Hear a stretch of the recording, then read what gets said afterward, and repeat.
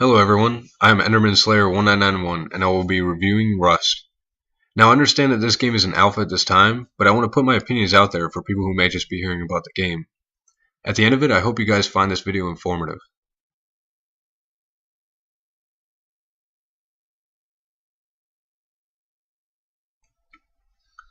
The first thing that got me with Rust was not being able to play in an offline mode. This would allow you to play the game, learn how to play it, without other players coming in, messing your stuff up, and also be able to play a bit more smoothly because you're not trying to connect to the server. The next thing that got me was not being able to use a controller. Lack of controller support is understandable at this time, just because I understand that it would be difficult to incorporate into the game. However, Xpadder is also blocked. This is a program I typically use to be able to use a controller with games that wouldn't support a controller.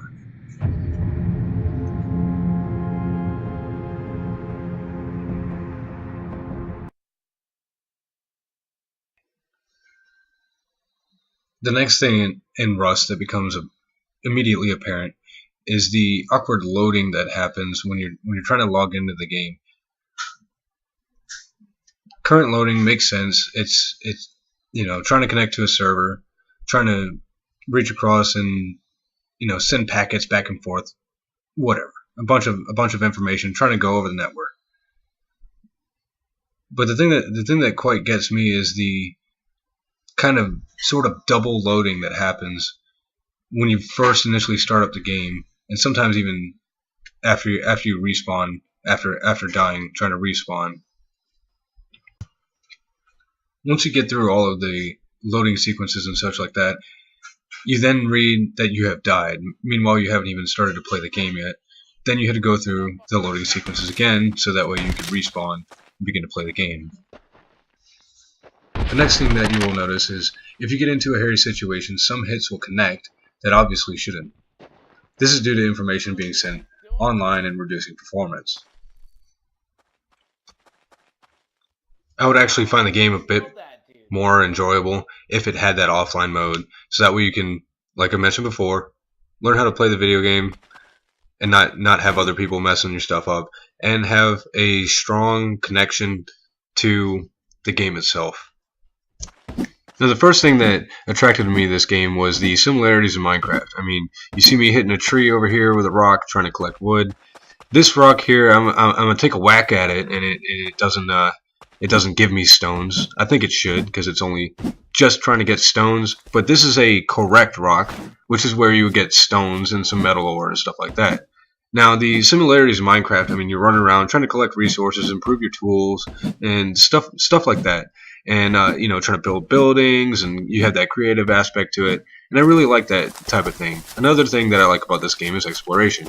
They have these buildings around that have, I imagine they have some good resources and stuff like that. I haven't quite got into one of them.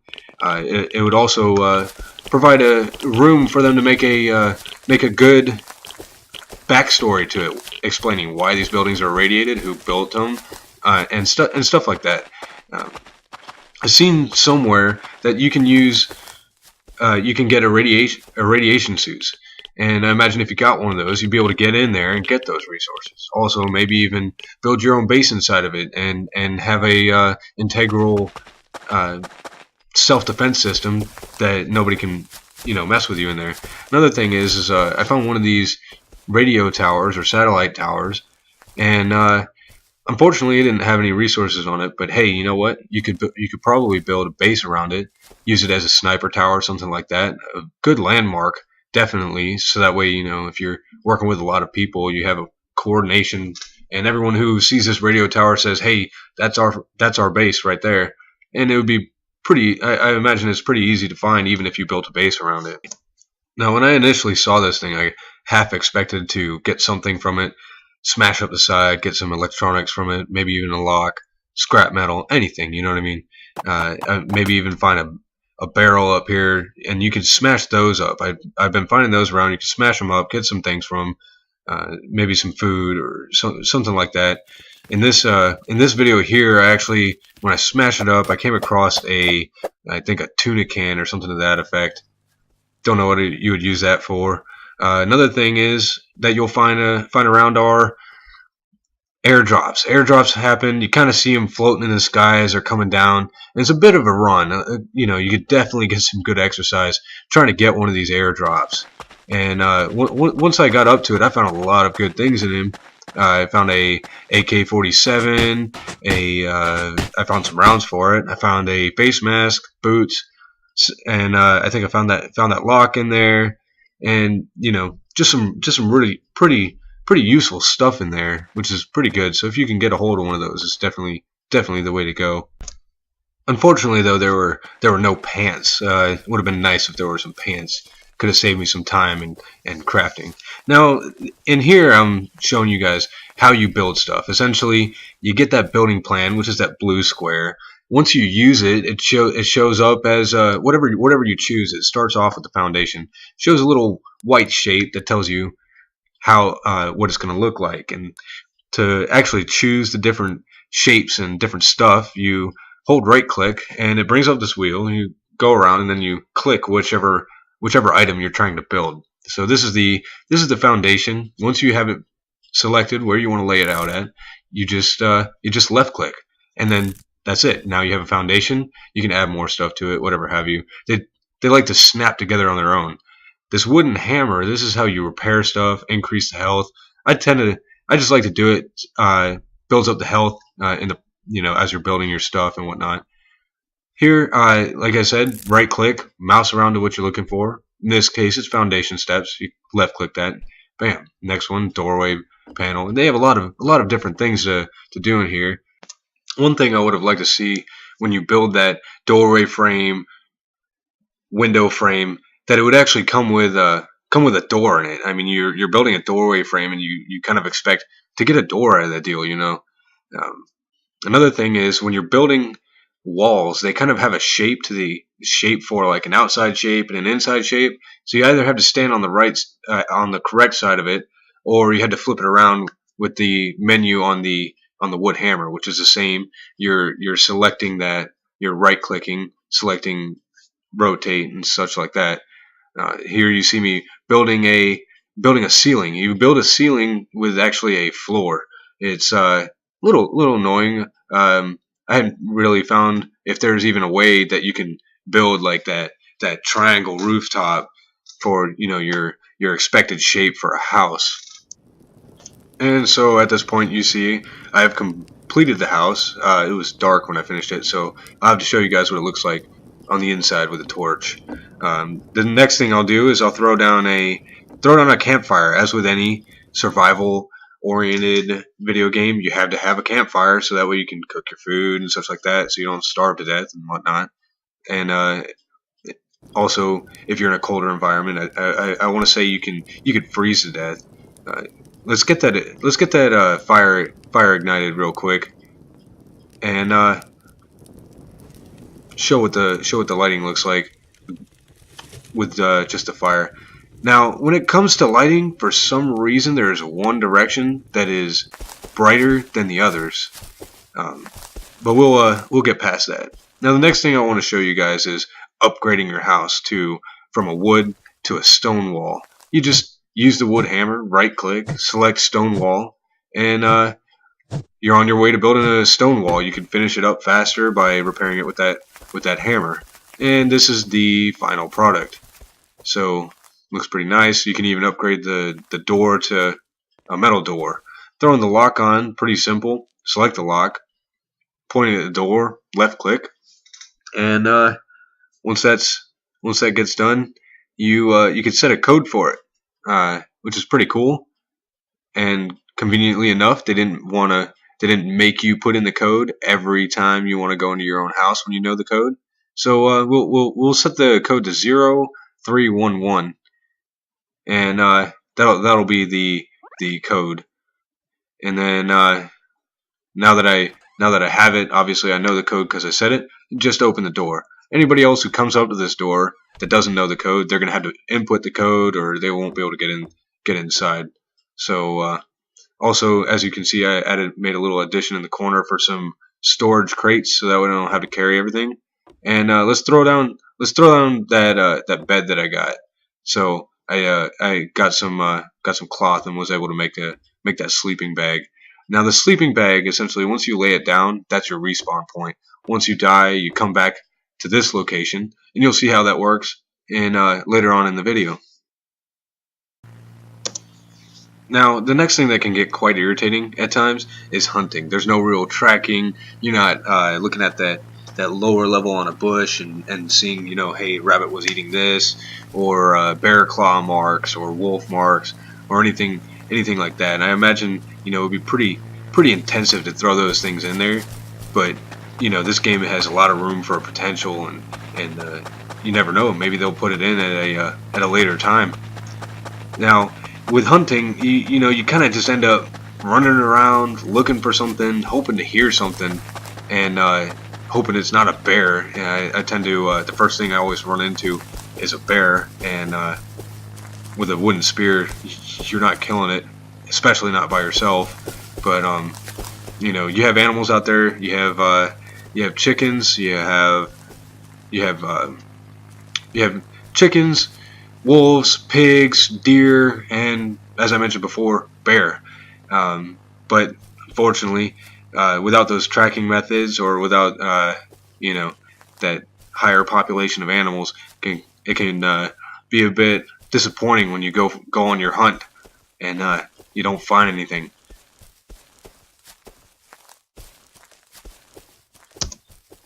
Now, the best thing you can hope for in some cases is just to find a barrel with some food to sustain you while you continue exploring and trying to build those things you're trying to build and get those better weapons, or maybe even you could find recipes in those barrels.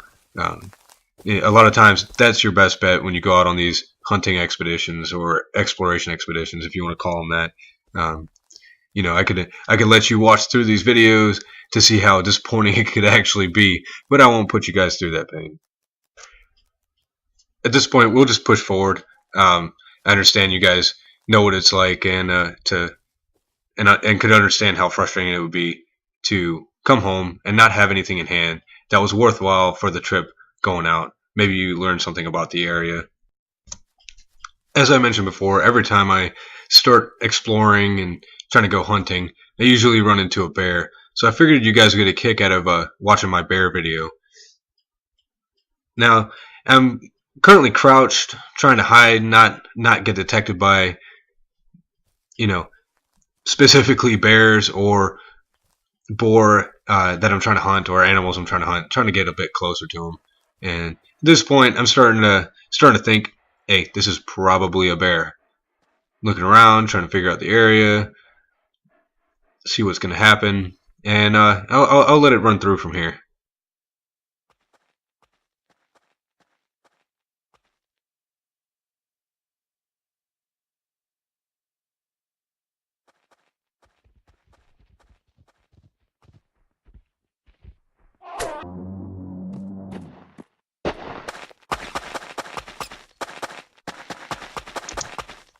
And this is about the time where I start running like a bitch.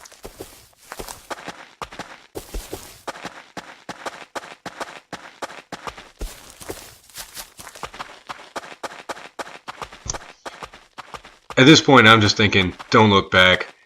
Trying to take a mental note. Hey, there's a correct rock, as I mentioned before. Trying to store that away and just hauling ass, hoping that this guy cannot swim, and not even taking the time to look back.